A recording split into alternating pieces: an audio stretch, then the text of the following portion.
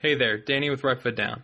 I messed up this ad read so many times because I really want to tell you about Track Monkey Apparel.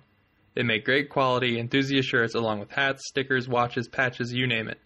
A couple of my personal favorites are their Life is Better at the Track tee and their One Track Mind tee. You should really check them out and see for yourself. Their products are great for you or the gearhead in your life. Visit trackmonkeyapparel.com.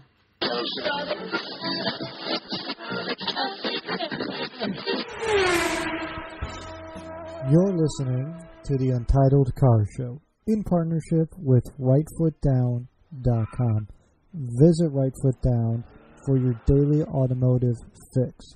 If you enjoyed today's program, please tell a friend. It's the best way to support this show. If you want to visit the archives, go to YouTube and search for Untitled Car Show. That'll bring you to the archived episodes. If you want to follow this show, just search for Untitled Car Show on Twitter, Facebook, or Instagram. You can always send an email to the show at untitledcarshow@rightfootdown.com. We're so glad you decided to spend the next hour or so with us. Without further ado, let's get into today's program. Start over. We're professionals. Yeah, I've been doing this for years now, and still haven't got this right. So, welcome to the Untitled Car Show. I'm your host, as always, Ike. We are joined by, and I just went over this, so we will try not to mess this up again, Lehto, Steve Lehto of Lehto's Law. That I think that's number 4. I've gotten it right since we've known each other. He is a attorney. He wrote the book on lemon law, quite literally. He hosts a podcast and writes for Road and Track, and is also written for Jalopnik, Opposite Lock, and basically anywhere that good words are written, you will find Steve there. Steve, it's a pleasure to have you here. Good to be back. Yep. Yes. Once again, because a little bit of that clipped in there, so we'll go with, I had the giant oversight not having you on last year. I will once again apologize for that, even though in a maybe deleted recording segment, they're already kind of apologized for it. But it's such a disappointment to know that I didn't have you on last year, because you are such a genuinely interesting person to have on, and you're always up to something new and intriguing, and you're always writing a new and fascinating book. And it's, a huge oversight on my behalf, and the people demanded to bring you back on, so I had to bring you back on, and it's a pleasure to have you. Actually, I think what happened was you were putting out a call for guests because you'd run out of people to call in, and said, what about me? Why?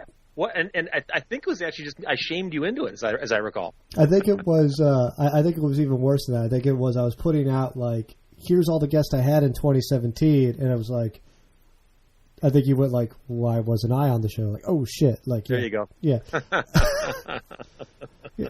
No, it's huge oversight because such a fascinating individual, and you're always up to something interesting. You're always writing a new book. You're growing out a beard now, which is fascinating. We shared the same problem with being a little fair skin and a little blonde hair, but I think the beard is coming in quite nicely. And for those of you who haven't seen it, you can check out his YouTube, listen to the podcast there, and get to experience the full beard-tacular Lehto.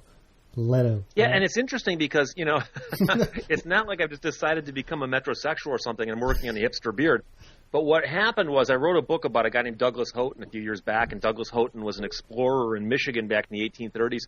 And he traveled everywhere by canoe back when you could do that. And he several times traveled by canoe from Detroit to Sault Ste. Marie to over to Duluth. And those are long trips on Great Lakes in a canoe. And I thought to myself at one moment in time while researching the book, I thought, one of these days I should try that. And it's just an idea that got stuck in my head. So the last few years I thought, something, if I get some time off one of these days, I think I'll try that. So I decided this summer of 2018, I'm going to block 2 months off my calendar, and I'm going to take a canoe, 17-foot aluminum canoe with a 5-horsepower motor, drop it in the water at Duluth, Minnesota, take it across Lake Superior to Sault Ste. Marie, and then head south down to Detroit. It'll be about 1,200 miles. And I've checked with experts, I've checked with people, and they tell me that this is something I can probably do as long as I'm not incredibly stupid. And don't get me wrong, I could be incredibly stupid, but I'm going to try hard not to be. So one of the things that got me thinking was on this trip, it might be an inconvenience to shave. It's going to be hard enough just to bathe. So I decided that, those guys all came back from these trips all scruffy looking, and it's a very adventurer thing, So I thought, I wonder what would happen if I didn't shave for 2 months, because that would save me some time and some packing. So I decided to try to grow the beard now and see what it looks like. So I'm about 2 months in. I actually did an entire podcast where I explained the beard, which is a work in progress at that time, but it's coming in better, and it's better than I thought, because never in my life before now had I ever gone more than 2 or 3 days without shaving. So I surprise even myself, especially when I look in the mirror. Do you find now when you're going in and you're arguing cases in court, like you find yourself to be more virulent with the beard on these days? I find myself explaining to more people why I'm growing it, because I've been practicing law in Michigan for 26 years, and many of the people I deal with I've known for almost that entire length of time. So there's attorneys at GM, Ford, and Chrysler I deal with all the time. Now, a lot of it's over the phone, but when I see them in court, they're like, whoa, what's this? And it's, I know a lot of guys who've tried a beard, they, a little bit of facial hair, decided not to go with it or whatever. But I've consistently been clean shaven for so long, I think it does stun some people. It's a good tactic. You keep them off edge when you get into the courtroom, because they're not arguing about how, the car isn't being fixed. They're just thinking, I've never seen him with a beard. Hey, it looks good on him. What is that? Yeah. I was second guessing everything I've done in my life because I've seen him with a beard. So yeah, I'm pro beard. I'm curious. Once you get back, I'm wondering if you're going to keep it or if you're going to get rid of it. I'm kind of hoping you keep it. I'm always pro beard though, so there's that. I don't know. I get to a point like the wife likes it up to a certain point. I kind of want to go full, lumberjack style. But I think if I ever let it get out to quite that point, I think she would divorce me, because it gets scratchy and itchy after a while. So I don't think mine will grow that long. I think it'll start looking too scraggly. So I've been trimming it to keep it under control. But I think if I didn't trim it, it would just look really ratty, really fast. So it looks to me like it's, I'm trying to present the thing kind of like, yeah, he's working on a beard there, but I don't want people to think that took him 3 years to grow. So we'll see at the end of the trip if I keep it or not. I'm not sure. To me, it's going to be a toss-up. Mm-hmm. Well, I think, you're definitely a Mopar guy. I think that's kind of what's in your wheelhouse, right? Like more of a Mopar fan. Oh, yeah. Yeah. So yeah. I feel like the Mopar fans are more of a bearded crowd than your Ford and Chevy people. Yeah, I think you're right about that. And now that you mention it, I believe that at one point in time, Chrysler did build a Marine Hemi. Now the good news is, for those of you who want me to survive my trip, I don't think it would fit on my canoe. But I'll tell you right now, my 5 horsepower 4-stroke Honda pushes my canoe at about 12 miles an hour on flat water, which is fast for a canoe. Trust me. Yeah. I'm curious to know what would happen if I put the Marine Hemi on there. I can't actually do that, but maybe some kind of a computer simulation might work it out for us. Mm-hmm. Yeah, I think we'll find that computer simulation. I think that shouldn't be too hard to find. Go out there. I believe it's going to end very poorly, would be my imagination. You probably. I think as long as the canoe is moving fast enough, though, isn't that the theory that as long as it's moving, it won't sink? Yeah, I'm not so concerned about ending up on the bottom of the lake as opposed to what happens once it reaches the end of the lake. Like, I know those Great Lakes are pretty big, yeah, but there's how did he end up in Ohio? Like, that's kind of that was the end of the trip. The wreckage was strewn along the beach from the Detroit River through parts of Lake Erie. Exactly. So, I believe the last time we had you on here, we didn't have a segment that I kind of want to go over with you. We have our Inside the Actor's Studio questions, where we kind of delve into who you are as a car personality. So, there you go. Let me pull up the little Q&A section here. So, I suspect you're not going to ask me my favorite word, because I believe they do that inside the Actor's Studio. But I am a student of the English language, so for those of you who are curious about my favorite word to say is nomenclature. I just thought I'd throw that out there for you. My favorite word to say is scuba. So it's just fun to say. Yeah. Actually, I have a new favorite one because it's a bit in the news, but it is a name. And back to the part of our deleted recording where I have problems with names. I don't know why I can say this one right, but Papadopoulos. It just sounds. It's a fun word to say. Well, it's got a good rhythm to it. Mm-hmm. It sounds like a creature out of Africa. Like you have your hippopotamus and your Papadopoulos. So there you go. Yeah. So these are questions that kind of are you as you sit today as a car person, because some of these things can shift and change minute by minute, hour by hour. So this is just kind of as you sit and we speak here. So what is your favorite car? My favorite car? Yeah. You mean like make and model or a particular car itself? It can be anything and everything. Make, model, a particular car, doesn't matter. My favorite car is probably a 1969 Dodge Charger Daytona. I wrote a book about the cars, and also Bobby Isaac raced in one. And I've gotten to drive the one that Bobby Isaac drove and raced in. And I think, so if you said, which of the cars, it would be his personal car, the one that he raced. But I love the Charger Daytona. For those who don't know, that's the winged car built by Dodge, and it's the sister car to the Plymouth Superbird that came out in 1970. So they built about 500 of the cars back in the 1969 model year. And they're worth a lot of money these days. And I've been to a whole bunch of car shows where I've seen a lot of them, and they're very, very cool cars. Mm-hmm. They are so ostentatious that they're no longer ostentatious. I don't know how that works. It's just like there's so much going on that it just kind of all makes sense. Yeah. Oh no. And they're purpose built. The nose cone and the wing are the two most outrageous appendages ever put on cars. And some people would argue cars don't need appendages, but that's why those things work, because those things were designed. They're functional, and they're it's another word for ostentatious is in your face. Yeah. And that's what those cars were. I mean, there's boom. You can't ignore that car. It's a beautiful car. They're collectible. They're cool. They're functional. And I've always loved those cars. Mm-hmm. So then, what is your least favorite car? Oh boy, you'd think having one at this end of the spectrum is so clearly defined at the other end, but there's so many cars I dislike. But I think and listeners of my podcast will understand this. I've got to go with the Daewoo Lanos because I did a podcast a while back about how there's a website that claims the Ford Explorer is the worst car ever built because it has so many complaints lodged against it on websites. But that's more a function of how many of them are out there and how long they last.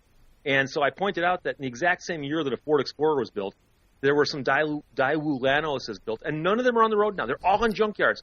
And I've made the challenge on my podcast several times that if anybody in North America can send me a registration proving a Daewoo Lanos is currently plated and legal to drive, I'll send them any book I've written. That they can choose any book I've written. I'll sign it and mail it to them for free. And no one has sent me one yet. In fact, I will make that same offer on your show. Any listener of your show right now, here's my voice. If they can send me a registration for a Daewoo Lanos in America on the road right now, current registration, send the information into Ike. You'll get it to me, and I will send them a book of their choice of any book I've written, and I'll sign it and give it to them because none of them are on the road anymore. They don't exist. Okay, they're in junkyards. So that's why that car is on my radar.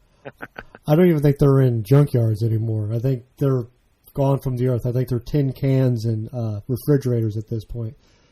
Yeah, I think you're right. I think at this point most of them have been scrapped because the few that were on the road couldn't be saved by parts that were scavenged off the ones in junkyards. So exactly, like you need someone to have one on the road to have some in the junkyard to grab parts off of. They have value, exactly. Mm-hmm. So then, what modification trend? Like we're talking. Your stance guys, your brodozers, your, large exhaust, anything. What kind of modification trend, like the donk people? Like, do you find yourself, maybe not that you want to do to your own vehicle, but you kind of find yourself attracted to?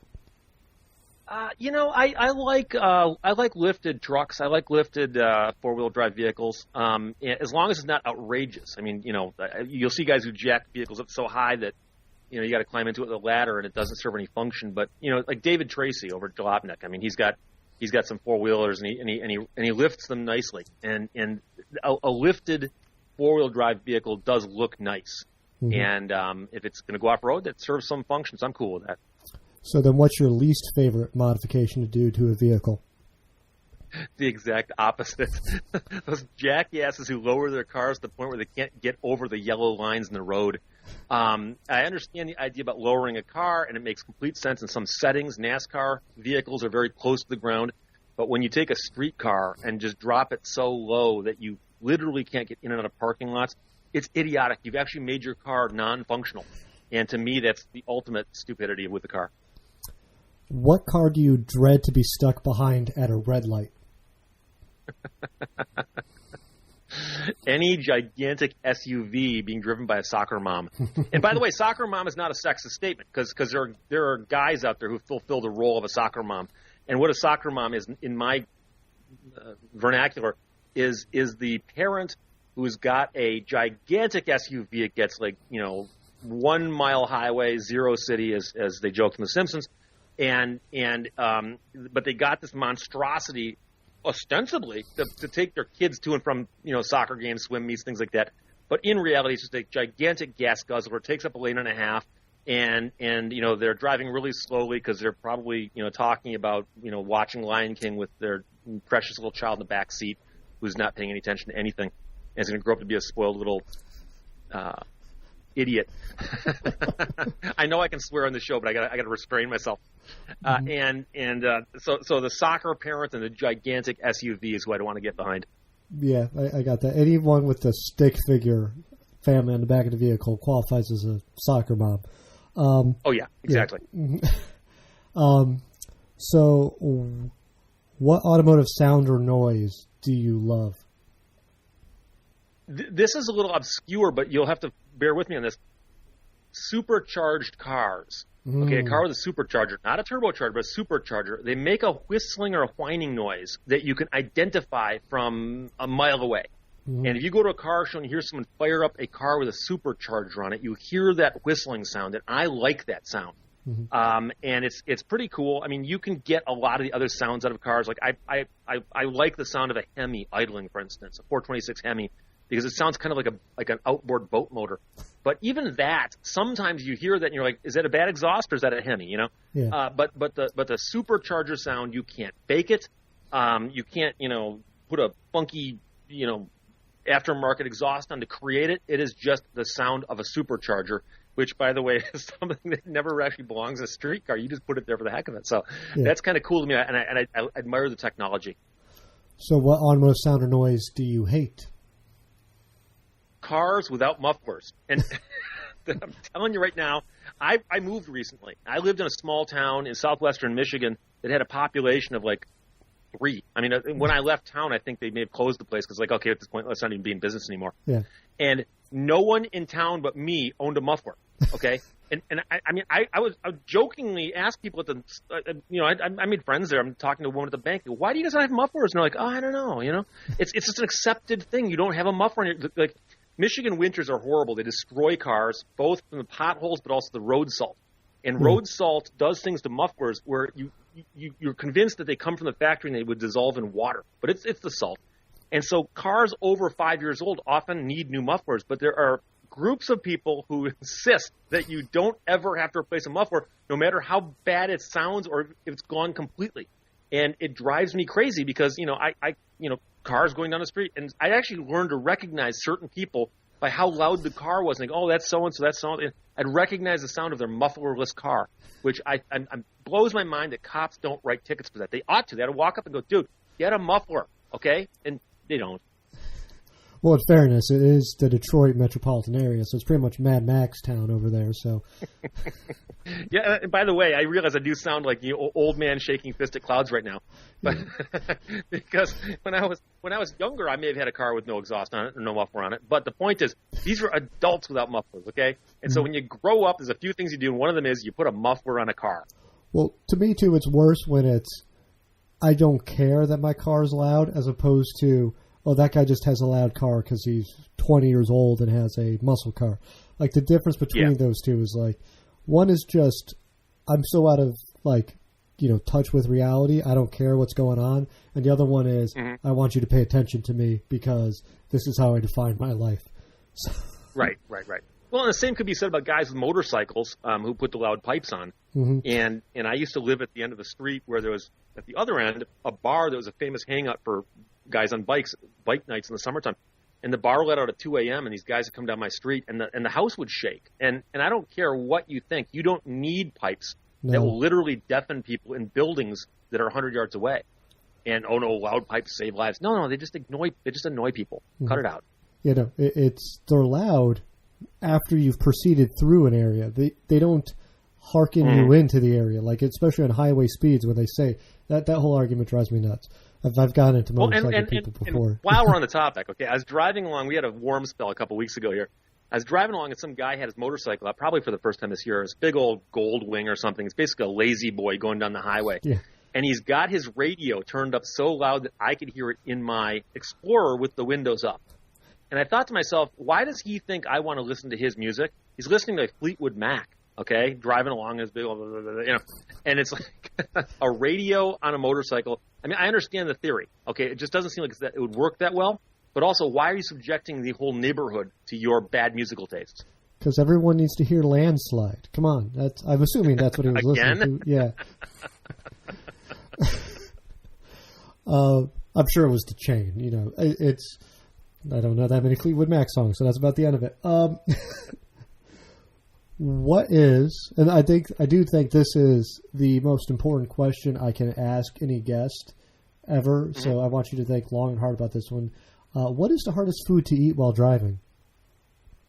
The hardest food to eat while driving? Yeah. Or do you want to know the hardest food I've ever etten while driving? I would like both. They always tell you that you should never do anything when you're driving other than drive. Mm-hmm. Hands at 10 and 2, feet on the pedals, all that stuff, right? And I think back on when I was a younger, more daring person, all the things I did while driving, including, like, I remember leaving a gas station at 10 o'clock trying to get to a softball game at like 10:15, and I needed to change. And I can tell you, I jumped in the car wearing work clothes. I jumped out wearing a baseball uniform. Okay, and yeah. The car had an automatic, but I've done things in cars that had clutches that were just as complicated. I suspect the hardest thing to eat while driving would be some kind of soup, like chili, maybe from Wendy's or something. Simply because it involves two hands, and you're going to try not to get the food on yourself. So you can't splash, you can't spill. You got to keep the soup cup upright, that kind of thing. Mm-hmm. Well, the current leader in the clubhouse is a type of soup. The chili is a good one, too, because what I always say when people bring up soup is you can just drink it after it cools down. It's basically just coffee at that point.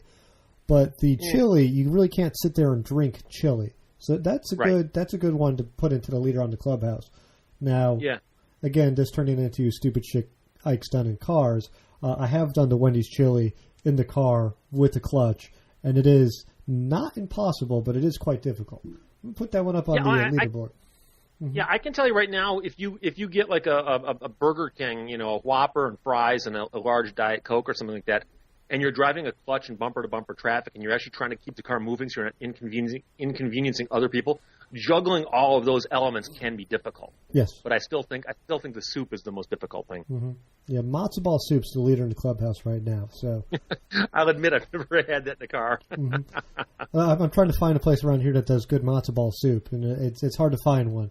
So not the drive-through. Yeah, especially hard with the drive-through. Well, nothing in D.C. has a drive-through, which is so disappointing. Because where you and I, where I was raised and where you are now is the land of the drive-through. Like, you can get everything in the drive-through out there. It's awesome. Yeah. So, what's the hardest makeup to apply while driving? Having never applied makeup while driving, I'm going to have to speculate on this. Mm-hmm. But I have to imagine that the stuff that the women put on their eyelashes, is that mascara? Yes, that is mascara. Because they're putting an implement near their eye, and I've seen. I went to law school in Los Angeles, and I used to drive the 10 into Los Angeles in the morning and drive it out in the evening.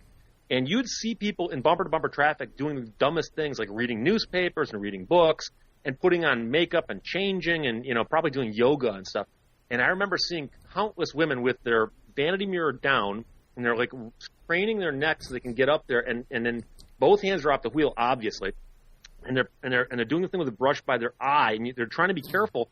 And then occasionally you'll see them actually inch the car forward, like they're taking their foot off the brake and hitting the gas. And I'm like, that person there has got a lot of guts because I don't like having implements near my eyeballs to begin with. And I wouldn't be doing that while driving. But, if you're in a hurry and you got to do your makeup, I guess you got to do it. Yeah. That's tied for leader in the clubhouse because the mascara we decided was harder than the eyeliner because you actually have to close your eye for the mascara. So yeah, makes sense. Makes sense. All right. Now, the last two questions we got here for the Inside the Actor Studio portion of the show are I'm going to give you two cars. I'm going to give you a choice between two cars. This is a vehicle you have to drive for the rest of your life. This is your new daily driver. You're not allowed to change it. You're not allowed to modify it. So you got to pick one of these two cars. And you're going to see how evil I am here in a second. The first one is a 1969 Dodge Charger Daytona, but it's been stanced to within an inch of its life. So it is sitting millimeters off the ground. The other one is a Daewoo Lanos, and it has been tricked out to go off-roading. With a supercharger? Yeah, and it's got a supercharger just for shits and giggles. And it is done perfectly for going off-road. Not too much, not too little, just perfect off-road vehicle. Which one do you choose? It just to be as cruel as possible, it's got to be a supercharged Hemi. Okay? And by the way, the Dodge Daytona, if you really wanted to do it right, you'd say it's got a slant 6 engine in it, okay? Which they didn't come with, of course, but Chrysler built a slant 6 engine. Well, I'd have to take the Daytona because as long as the body wasn't modified, I could live with it. It would be extremely difficult to drive because the Daytona, among other things, has got a nose cone that makes it really long and a spoiler beneath the nose cone that, without being stanced, it hits parking blocks to begin with. I know guys who've got Daytonas and Superbirds who've lost that front spoiler more than once, busting it on things. So that would be a nightmare. I'd probably have to buy like a whole garage full of chin spoilers for it. But I think I would just do that and just, say, hey, something that it's a lifelong bet here. I'm winning by driving this car. I'm just picturing you trying to go down Michigan's potholed roads, like with that thing, and just like the cringe fest you would have every day trying to do that. Of like, just please, like, let the spoiler be there when I get somewhere. Like, that would just be. See, I think I would have to go the opposite way, just because I think it would be too much stress on me to have that car on those potholed roads. Yeah, but like I said, the spoilers can be replaced, Yeah. The problem with the Daewoo Lanos is it's a Daewoo Lanos. I mean, you can't overcome that. Yeah. There's nowhere to go but up. It doesn't matter what you do to it; it's still a turd. You can wrap it in gold foil; it's still a turd. I got that. Yep. That makes sense. So, I mean, that is so perfect. So, that concludes the Inside the Actor Studio portion of the podcast. So I think you did well. I think we learned a bit about you, and I hope you learned a bit about yourself doing that. So, I did, absolutely. So, let's get back into this. You did tell us what's the most difficult thing you have eaten while driving. Have you eaten while driving? Yeah. You said you had a story of what you did and what you think is the most. Well, difficult. The main thing is I've consumed more hamburgers than I care to admit while driving, and the problem is I used to leave my office in Royal Oak and hop on Woodward Avenue and just take it downtown, and I taught downtown Detroit at the University of Detroit Mercy School of Law.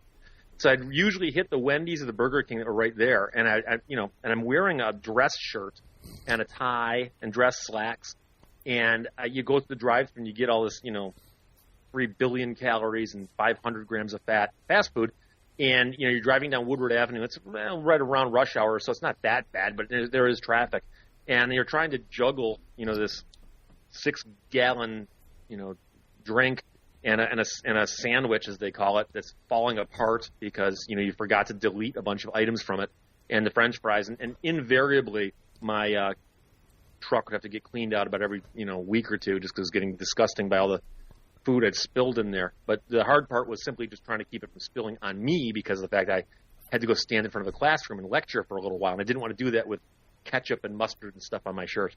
Mm-hmm. Speaking of the truck, how is the Explorer doing? I've got a Ford Explorer right now. It's the 5th one I've owned, and I've had 2 in a row that were identical. 2002 Ford Explorer. The one I've got right now has got 131,000 miles on it, and I just had to have the ball joints done on it. And that's simply because in Michigan roads destroy things like that. But they were done at 132,000 miles, so, truck still has the original water pump, original starter, original radiator, transmission, engine, things like that have never been touched. There's nothing but oil changes and maintenance and a few oddball things like an EGR valve, things like that. And this Explorer replaced the one I had before that had 237,000 miles on it. And that one, likewise, original water pump, original starter. It was crazy. It was still running when I scrapped it. It was just falling apart. And I'm like, oh, that's so sad. I can't drive it into the ground. I'm going to just get another one and move on. I love the fact that it's how many of that generation of Explorer, because that generation of Explorer was around for quite a while. Have all 5 been of that exact same generation? I know you had the 2 of the same year, but have they all been the same body style? I think so, yeah. Because I had a couple short-term leases, and that's why I fell in love with the cars. My brother was an engineer at Ford, and he actually designed the suspension in this thing. He's one of the guys. And so I got a plan, and I had an insight into things that go wrong with it, if ever. And I leased 3 of them in a row, and I liked them so much that I bought the 4th one, and that's the one that I scrapped to get this one. And by the way, I wasn't planning on getting another 2002 Ford Explorer. When I went to sell I was thinking about getting rid of the other one. I thought, well, I wonder what I can get for it. So I went onto eBay and I typed in 2002 Ford Explorer with my zip code, and up popped what I thought was a photograph of my truck. And it was an identical one, a one-owner 02 Ford Explorer. It's 13 years old at the moment I'm looking at it. And the guy lived like a mile away. It had 70,000 miles on it. I'm like, oh, my God. So I could scrap my current one and get this one, and it's like just rolling back 170,000 miles off the odometer, And the thing was immaculate. One owner. I mean, it was clean. It looked like a year-old car, not a 12 or 13-year-old car. Mm-hmm. Which is saying something for being in, the Midwest with all the winters that had to have gone through. So, well, it was garage kept by somebody. This guy took it to the dealership to get the windshield wipers changed. It had Motorcraft everything on it, including a Ford battery. And I mean, who in their right mind gets a Ford battery no. other than the one that comes with the vehicle, But yeah. This is one of these guys like, no, you take it to the dealership for everything. I'm like, okay, sure. I'm glad you did that. Congratulations. I'm never going to take it back to the dealer. Yeah. So what is going to be, when this thing gives out in like 10 years, are you going to manage to find another one of this generation? Or like, are you going to have to be forced into getting something else? I hate to admit, I might give in to peer pressure. I've got so many people who go, wait, Steve, you're an attorney and you're driving a 16-year-old car. And I go, it's a classic. No one buys the fact that a Ford Explorer could be a classic, right? So I may actually just buckle down and just say, yeah, screw it, I'll buy a new one. So I like the new Explorers. I think they look great. Yeah, I'm a little disappointed on I'm going to have to get like all these upgraded doodads and, infotainment centers and, a glove box with a heater in it. I mean, I don't know what they've got. I don't need any of that stuff. I know I'm going to have to pay for it, though. That's what drives me crazy. Mm-hmm. So I'll probably just get an upgraded modern Explorer to replace this one if its time ever comes. Mm-hmm. I'm just shocked that, because you're the lemon law lawyer. You're famous in the car circles now. I think you're well known and well liked by everyone in this community. And when you think of like lawyer and you think of cars, I think the mind just naturally goes towards like Porsche or something like that. Like, why not indulge and get something just like crazy bonkers bananas? Well, first of all, I have to tell you, I did a podcast called Don't Buy an RV, and this will sound off topic, but it won't be. And in it, I was joking about buying other car companies, and I said, you can buy a Ford or a Chrysler. Heaven forbid you buy a Toyota. And I just kept talking. And the phrase, heaven forbid a Toyota, has caused more grief. More people have commented negatively on that video because of that. What's wrong with Toyota? What are you... Blah, blah, blah, blah. And what people don't get is I was born and raised in Detroit, and I've owned something like 20 cars. Every single one was American-made. And my family's the same way. I've got brothers who've only driven American cars. And when I was growing up, you didn't think about buying a foreign car. Why would you want to put your neighbors out of work? So, in Detroit, it's a very different thing buying a foreign car. So heaven forbid a Toyota was simply my way of saying, if you bought a foreign car, that's all. So, for me, to me, exotic, I still wouldn't buy a foreign car as a daily driver. I'd probably buy something weird or more fun to drive possibly. But if you said, Steve, gun to your head, you've got to buy something really, really cool and radical to show you've got money and you've made it, I'd buy a Viper, you know. That's an American-made car, right? Yeah. They're made in Detroit. So, but I've driven a Viper, and I don't think that would make a very good daily driver. I don't know if my left leg is. No. I don't know if my left leg is strong enough. Yeah. Just getting in and out of the thing is ridiculously difficult. Yeah, it is. It is. Yeah, and if memory serves right, you're a taller gentleman. Like it's not 6'2", and I remember trying to climb into a Viper. Yeah. Thinking to myself, like, even opening the door and climbing in, it reminded me of trying to climb into a NASCAR vehicle where the doors are welded shut. Like, it's like just contorting and twisting around. And I was doing this to get in and out of this car, and I thought, if I owned it, I wonder if I could get good at it. And I actually had the car for a couple of days, and I never got any better at it. It's just I could hurt myself getting into this car. No. It was fun once you're driving it, though. It was a blast. Yeah, great cars to drive. Every time I went to get out of one, I kept catching my foot on between the lower part of the dash and the seat because of this, and I would literally just trip and fall out of the car every time I got in and out of it. So yeah, I can't imagine living with one of those every day. So yeah, but I'm curious, when you show up to court, I here's what I'm picturing in my mind. You like pull up and like you got your little reserve spot, like reserved for the lemon law guy. And then there's like, here's the Ford lawyers parking, and here's like the Chevy lawyers parking and all that stuff. And I just imagine there being a bunch of exotic cars there, and then you just pulling in with this 16-year-old Ford Explorer. And it tickles me pink to think about that, but it's also like, we got to get you into something else, Steve. I mean, I don't want to give into peer pressure, too. I think you keep the Explorer, you get yourself something else nice. Why don't you get a nice Project Old Mopar or something? Well, I could, but, I think the one thing that saves me with the Explorer is it's clean. And any vehicle that's clean, I'm talking about the body lines are straight, there's no rust on it, it's clean, I wash it, the paint is in excellent condition. People look at the car, and I mean, what's funny is I'm doing a book signing up in the Upper Peninsula of Michigan last fall, and I parked in front of a bank building in this little small town, and I walked by an old man on a bench, and he looks at me, he goes, "Is that your car?" And I go, "Yeah," and he goes, "Man, that's nice looking. What year is it?" And I go, "It's an '02." And he goes, "'02?" Like right off a bed, New York City. But yeah. It was just funny. I mean, I do get compliments on the car because it's clearly not a new car, but it's in clean shape, I think. And I think I get a pass on that. But the funny thing is, if you go to a parking lot of a courthouse and you see the guy with the Ferrari or the Porsche, people still go, midlife crisis. They don't think, hey, successful attorney. They go, midlife crisis. Well, that's what I'm thinking. We need to talk you into a Project Mopar. I think that's what we need to get you into. I think we need to get you. I can see getting like a 69 Charger or a 70 GTX or a Roadrunner or something like that. Mm-hmm. Yeah, I think you got to go more obscure because you're the lemon law guy, so you got to do something from a brand that no longer exists. I'm pretty sure that's how that works. Like you can't have a Dodge because Dodge is still around for now. I think you need like a Plymouth. Well, Plymouth doesn't exist anymore, but that, Mm-hmm. I can see that. Ooh, Plymouth Satellite. That's what I see you in. Well, it's not a big step from a Satellite to a Roadrunner. That's true. It's just a bunch of options and whatnot. Mm-hmm. Mm-hmm. I feel like Satellite has Roadrunner's cartoony too. So I don't know. I'm for it. Okay. I think we've decided you're going to go out and you're going to buy yourself a Roadrunner. I think that's what's been decided on. So okay. This is just me trying to talk you into bad decisions. That's all this turns into. Don't you know that? Right. No, so I'm curious. So you're doing the journey, and you're going to go from, Minnesota down to Detroit, and you're going to be, sleeping in the canoe. You're going to be hanging out with all this stuff, and you're obviously going to have a little bit of a support crew coming out there with you. Are they going to take you to explore?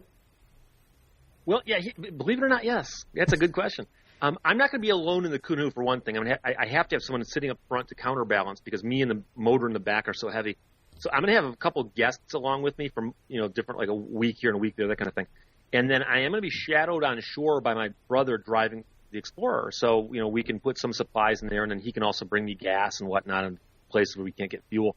But yeah, the Ford Explorer will be on the shore. And then there's going to be a film crew following me from portions of the trip, filming it for documentary, but I'm also going to have cameras on board. And my goal is to, once every couple days, when I've got someplace I can break out a laptop, take some of the film I've shot, edit it down, and then upload it to YouTube. So I'm hoping to put, like, maybe, I don't know, 2-3 updates a week on YouTube from the field, shot and edited in the field to show what the trip is looking like as it's unfolding in almost real time. I mean, I am excited for it because I think the one thing that makes car culture fun, in my mind, is the adventure aspect of it. And, back in the day, the highways of the world used to be the rivers, and, there's no greater superhighway than the Great Lakes. So I'm not a boat guy. I'm not going to lie. I've had people on here like, well, you put the supercharger in it and you throw it into the boat and then you got 1,000 horsepower and you're screaming across the lake and it's a blast. I'm like, that just sounds like a recipe for like death. Like I am more fascinated with the old exploring, and I love the old, like the way they explored the Midwest too is very fascinating. Yes, I grew up there, so that's probably part of it, but I can't wait to see it. The interesting thing, though, is that there's a lot of planning and work going into this that's very reminiscent or parallel to working in a car. So, for instance, I had to go out and I found a canoe, and I found a 1960 Grumman aluminum canoe. It's older than I am, and 17 feet long. So I bring this thing back to my house, and then I had to get a trailer for it. And think about this: you're trailering a boat that's 17 feet long behind your Ford Explorer, which is only 14 feet long. So the boat's longer than the Explorer is. And I found a company that makes these canoe trailers that are just the right length, and I started building this thing in my kitchen until I realized it was going to go all the way to my living room and still be too big for the house. So I had to drag this monstrosity out in my yard and finish building it there. And then, I had to shop around to figure out what kind of motor I'm going to use. And it's a 5-horsepower, 4-stroke motor. And you can get these boat motors. I bought a brand new one specifically so I wouldn't have to worry about dependability. Thing runs like a sewing machine. You just fire it up. Put it in gear and floor it, and that thing will run at wide open throttle for just hours and hours and hours. And just the fuel consumption is de minimis. It's got a half-gallon tank on the motor and another 4.5 gallons on the boat. So I can actually run this thing for like 8 or 9 hours if I want to without shutting it off. And the motor's designed to do that. Oh, wow. And it's kind of funny because my brother, who's the engineer, also is a boat guy, and he's in. I was doing research on this, and he goes, well, you want to look out for an abbreviation called WOT, and I go, what's that? It's wide open throttle. And in cars, you don't think I'm just going to floor it, okay? Yeah. Unless you're doing like quarter miles or something like that. Mm-hmm. And he goes, no, they design boats. But yeah. They design boat motors to run at wide open throttle because they know that that's what people do with boats. They're designed to do that. And it's kind of funny because I've gone out before and I point the canoe in the right direction, just floor it, and just zooming across the water. It's a lot of fun. It sounds like fun. It sounds like an adventure. I can't wait to see and everything that goes along with it. Little jealous, but also my wife makes fun of me because I'm like deathly afraid of the water, so not too jealous. But except sharks don't live in the Great Lakes, so it's a little different. Yeah, no gators either. So that's the good water. Like anything you can drink and things don't eat you, that's good water. Right. Yeah. But before we go for the evening, I have to ask another important question. Of you've been doing the podcast now, what, 3 years, 4 years now? I'm in the 4th season of my podcast, yeah. Yeah. And it makes me and everyone else I know in this whole podcasting, sphere of influence, I guess, extremely jealous that you're able to talk and do these wonderfully interesting episodes all by yourself, and they're compelling and they're interesting, and I'm just, how are you so good at doing that? I know I bring this up every time, but it's still mind-blowing. And I'm glad you think that. What's funny is I started doing podcasts which are just audio, which you could listen to on like iTunes and so on. And I worked in radio for many years, and so for me to talk into a microphone and I'm listening with headphones, and that's easy for me because I used to do that on the radio. And so for me to talk about the law, which I've been doing for 26 years now, that's easy also. So that was relatively easy to make the transition from radio to podcasting. Where it got difficult was when I decided to put the videos up, because I realized there's this huge audience on YouTube, and people go to YouTube now to look for information. And so, I mean, I had to tune I had to set a garage door opener and the instructions that came with it didn't work, and so I ran to YouTube and said, do you have instructions to set my garage door open? And they did, and they worked. So everything's on YouTube now. It used to be the internet, now it's just YouTube. So I decided, okay, I'm going to start shooting videos of my podcast, and that's where it gets hard because I put a camera, 6 inches in front of my nose and just start talking. And I realize I have to look at the camera while I'm talking, so that requires me to basically work without a script. I'm getting better at it, but for a little while there it was shaky. But the one thing I will tell you, and if you watch my podcasts and you start to deconstruct them in any way, shape, or form, the only thing I want you to be impressed by is there are no edits in my podcast. My video podcasts are shot from start to finish with no edits, and it's one camera. But what that really means is how many times I screw it up. I'm like, God bless it all. And I stand up, I stomp off camera, I hit stop, I hit start, I walk back around, smile, and go, hey, welcome once again to Lehto's Law. And about 2 weeks ago, I actually was cracking up so bad because I did like 5 takes. And I actually said, in case you're curious, the reason I'm laughing right now is because I just screwed up like several takes. I'm narking myself out. That's why I'm cracking up. But that's the hard part is it. Speaking into a microphone in a conversational tone about something you enjoy, to me, that's not that hard. But faking that into a camera, that's hard. Well, unlike you, we're professionals here at the Untitled Car Show, and we never have to start episodes over. So that's just not a thing that happens.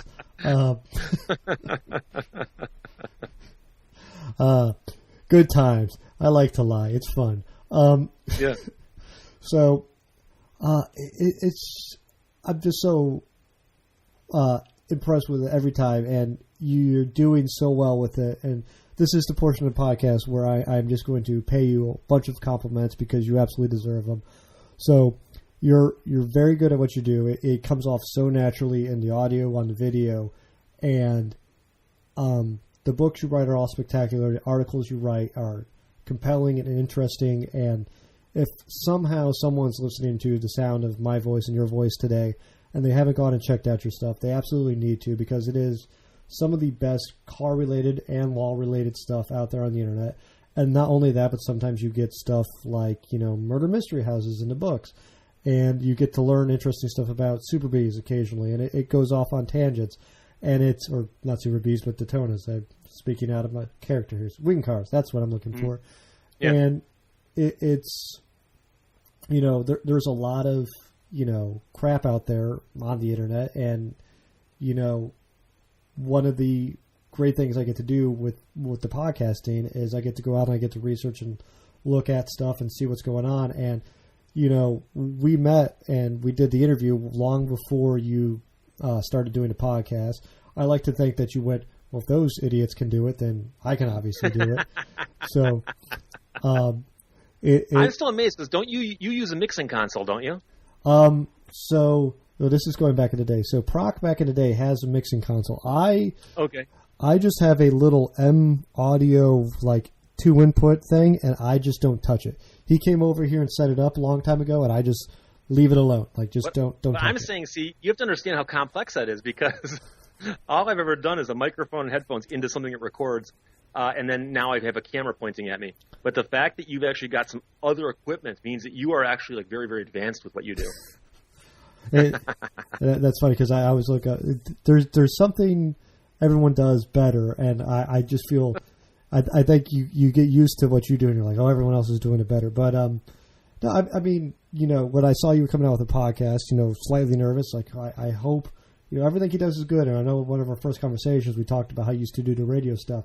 But it's been the podcast stuff is great, the YouTube stuff is great, and it's almost like you were built for this new media phase. Like the articles you write, the videos, and the audio all are great, and you're having some good success, and you deserve way more of it than you're getting, in my opinion. Well, thank you, and I appreciate that. But one thing I will tell you that I'm very proud of is I just broke 9,000 subscribers on YouTube. Now, I understand those are not Kardashian numbers, okay? But I'm actually sometime the next month or two going to break 10,000 subscribers on YouTube. And that to me, I don't know if I ever imagined that was possible. I mean, I remember the first few podcasts I did, and I had 100 listens, I'm ooh, but But the fact that 10,000 people, or 9,000 and change right now, have actually said, I'm going to subscribe to this guy. I like what he's doing. That, to me, is pretty cool. And again, I never imagined that was possible. And, in fact, in my most recent podcast, I said that the day I break 10,000 subscribers on YouTube, I'm going to give away 25 copies of the Lemon Law Bible. And so that's actually caused a slight bump in subscriptions. So things are going well there. Mm-hmm. And for those of you who want a free copy of the Lemon Law Bible, I believe you can download the book on a Kindle on Amazon Prime at the moment. I believe you can, yeah. Mm-hmm. And then there you go. You get a free one. See, look, I'm giving away unlimited ones on Amazon Prime. If I think I get like 3 cents when you do that, though. See? So it's a win-win for everyone. Yeah. So are you working on, I know you got the book coming out about the Great Lake Adventure. Are you working on anything else book-related at the moment? No, I'm not, and it's kind of weird because I had 2 books come out last year. I had the Tucker book and the Winged Car book. They came out in the same year, which is very unusual for me. It's just weird timing. And so the Tucker book, the book about Preston Tucker and his battle to build a car of tomorrow, is coming out in paperback in April. So I'll be doing a bunch of promotion for that around that time. But I don't actually have a book project right now that I'm working on, which is very unusual for me. But I am planning on the canoe trip. And I'm sure I'll sell that as a book, so I'm sure that book will come out probably sometime in 2019. But other than that, I don't actually have a current book project. Writing books is a lot of work, but the hard part's finding a topic. Because you have to find a good topic no one else has written before. And the good ones, many of them have been written, and the ones that haven't been written are often not written because they're no good. So the tricky part's finding a topic no one's written about before. Mm-hmm. And there's only like 2,000 years of books before this, so... Yeah. It's funny that you reminded me of something. So in my day life, I'm known as the automotive guy, and someone came up to me last year and was like, "I got this book. It's about Preston Tucker. You should really read it." I'm like, Like, who's it by? This is this guy. I don't know how to pronounce his name. I'm like, me either. But I've seen that book. It's a good book. So it's weird when you show up in other aspects of your life that. People like, it's good. You should check him out. He's got a lot of good stuff going on. Well, it's kind of funny, too. I have to say this because my publisher was not convinced the book would sell that well. And it sold very well. Mm-hmm. And it sold so well they're putting it out in paperback now. And I remember when I was talking to them about it, and I was like, we'll publish it. We're not sure it's going to sell. And among the things I write for Road and Track that are the most popular are the columns I do about Tucker automobiles. I often write about stuff because there have been a lot of Tuckers in the news lately. And, the Tucker that Preston Tucker himself owned and drove for several years crossed an auction block about 2 months ago, and a friend of mine bought it. And I assure you I'm going to write a bunch of articles about that, and they'll all be very popular on roadandtrack.com. And it's just funny because, 2-3 years ago before I wrote this book, they'd pop up in the news once in a while, but it's hard to tell how popular something is until you actually push it and then watch to see what the reactions are. And the reactions about Tucker and the car have been very, very good the last couple of years. Mm-hmm. Well, it is a weird crossroad because I'm trying to think of a nice way to put it. A lot of the conspiracy theory nuts I know are super into Tucker. So it's like, it's like, they killed him off. It's just, government and big business and all this stuff, and they're going after it. And that's why I know there's aliens in Area 51. Like, you're making some great leaps of logic here, buddy. But I have a guy that one of these internet friends. I've never met him face to face, but we communicate through Facebook for some weird reason. And he keeps insisting to me that Howard Hughes actually helped Preston Tucker. And I'm like, dude, you got that from the movie, and it's not true. And he's like, yeah, but it makes sense. I'm like, no, it doesn't make sense. They just stuck it in the movie because they thought it'd be more dramatic. Howard Hughes and Preston Tucker never met. They never met, He's like, well, I think it did. I think it happened. I'm like, no, that was on screen. Those are actors, you understand? It wasn't really Preston Tucker meeting with Howard Hughes, So, unfortunately, you're right. There's a lot of misinformation, and especially among the conspiracy guys. Mm-hmm. But it's that weird crossroad because you got the conspiracy guys who like the Tucker stuff, and then you got there's a lot of people who compare Tesla nowadays to Tucker. And then, like, what he's doing and how he's able to get away with it, and they're not. And then there's people who are car nuts who like it. And so I don't know why any publisher, hindsight being 20/20, but, like, of course it's going to sell well because it's an interesting topic. and it's well written. The same publisher who told me the same thing about the Turbine Car book. Yeah. And they actually said, we're not sure if it'll sell, but we'll put it out and just see. And it sold like hotcakes, went into paperback. I mean, it still sells. The Turbine Car book is still selling really, really well. Mm-hmm. And my editor's never quite apologized. I doubt that he ever would, but he's kind of said to me, like, I think I was a little bit off on that. I'm like, oh my God, you almost didn't want to publish the book, and look how good it's doing. Mm-hmm. So one of the things I like to think I'm doing is I'm vindicating all car guys, because I've been told by many people that car guys don't read books, or if they do, they don't read car books. And so it's hard to get a car book published in America because of that prejudice. And I think that prejudice is misplaced. Car guys can read, and we like good books, and we have good books on topics we like, which is cars. So good car books can sell in America. Mm-hmm. And especially like the Super or the Wing Car book is a great example of this. It's well written, and there's a lot of compelling information in it. But then the pictures that go along with it, I mean, you could frame half of the stuff that's in that book. It's... My publisher on that book insisted I have something like 350 high-resolution photographs. And there were some historical photos I had that weren't that high resolution, but it's like, this is the only copy of this picture. So they actually put like an apology in the front of the book, and they said, some of the books aren't, some of the photographs aren't up to our standards, so we had to use them anyways. But you're right. There's literally 300, 330, 340 photographs in that book that were high resolution to the size where I had to email them one at a time because they wouldn't go through servers otherwise. I mean, it was gigantic, or I Dropboxed them, but I mean, it was insane. And I'd get them a picture and go, it's not quite good enough. Can you give me a better resolution of that? I'm like, oh, God. And it actually took me longer to find the photographs than it did to write the book. And it doesn't sound like much till you see how much work I put into writing also. Yeah. It's a phenomenal book, and I knowing that makes it, like, looking at that, like, a little bit more intriguing because now I'm gonna have to go back through and be like, Steve put a lot of time into these photos. So we're getting up here close to our time limit, our hard out, as we talked about earlier. So for everyone listening, where do they go to find all the information they need to know about you? Well, if you go to roadandtrack.com and look for Lehto's Law, you'll find my column there and a lot of articles I read. I read at least one a week for them. And at the bottom, it's got links to all my other sites. I've got a website. But I can tell you right now, if you Google Steve Lehto, Lehto, you'll get sick of me really fast because I'm all over the internet. But you can either do that, roadandtrack.com, or look for me on YouTube. Just type in Steve Lehto. That's my channel. And you'll find I've got a couple hundred videos up now. And just scroll through and look at the titles and maybe watch a couple of recent ones and see what I'm talking about. But, roadandtrack.com or just Steve Lehto on YouTube. Mm-hmm. And same on all the social media stuff, too, because it's... I'm on Twitter, although, quite frankly, I gain like one follower a week.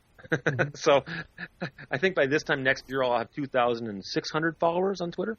Somehow I'm doing something wrong there. I'm not sure what it is. Yeah, I'm still trying to figure out what I did right on there because I'm still mind-boggled by it. I don't know. People like short form, Mike, a lot better than they like long form. I think that's what it is. You need more characters to write out. I think that's what you need to do. You just need to start writing in the notepad. What's funny is I'll crack a joke that's not car related and I'll lose 10 followers. And I'm like, come on, Did it really hurt you that I cracked one joke? I post like once every 3 days, and I crack a joke, and boom, you've lost 10 followers. I can tell you right now, though, I cracked a joke about Britney Spears on New Year's Eve that went viral. For me, viral is 130 or 140,000 hits on Twitter, and I was pretty proud of myself. And then I thought, wow, it's Britney Spears. Like, it wasn't even car related. That's what people want. They want the look inside Steve's life on the outside. So they want to know what's going on that brain between trips in a Ford Explorer. So I think we had a productive conversation here, Steve, and we're going to have to get you back more often. I don't know if once a year is going to do it. At least once a year, Yeah, I'm not sure if that's going to do it. I think we're going to have to bring you back. We're going to have to make up for missing out on 2017. So okay. So thanks so much for joining me. I'm going to say goodbye to you off air. Everyone who's listening, make sure to go check out all of Steve's wonderful stuff. And I will be right back after a quick break. Thanks everyone so much for listening. If you like what you hear, tell a friend, tell a loved one, tell a coworker. My wife is currently in the room and she's seeing something that's disgusting her. It's probably me. Make sure you follow us on all social media. It's at Untitled Car Show. And thanks so much for listening. Have a good night. Have a good evening, wherever you are, whatever time it is there. Thank you so much for listening. Be safe out there. Have a good one.